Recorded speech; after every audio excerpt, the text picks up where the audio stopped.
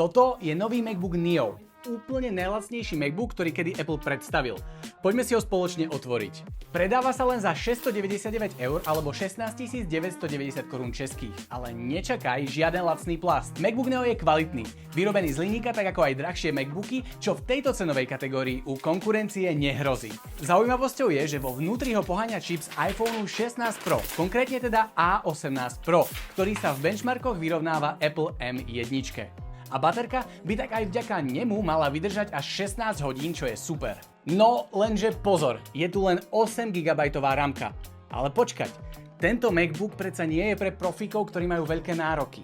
A takisto netreba zabúdať, že macOS vie veľmi dobre pracovať s rámkou a teda na prácu, ako je písanie, mailovanie, surfovanie po internete alebo prácu s AI nástrojmi, je toto úplne postačujúci Mac. Čo ja vidím ako nevýhodu tohto MacBooku je jeho úložisko. Je tu totižto len 256 GB, takže budeš sa musieť dosť uskromniť. Ak však upgradeš na 512 GB, dostaneš k tomu aj senzor otlačku prstov na klávesnici, čo je vždycky super vec. Čo sa týka portov, tak je tu dvakrát USB-C, pozor, jeden má rýchlosť prenosu USB 3 a druhý len USB 2. Takisto je tu jack na pripojenie slúchadiel, dva slabšie reproduktory, ktoré sú do strán. Tak čo, bral by si nový MacBook Neo?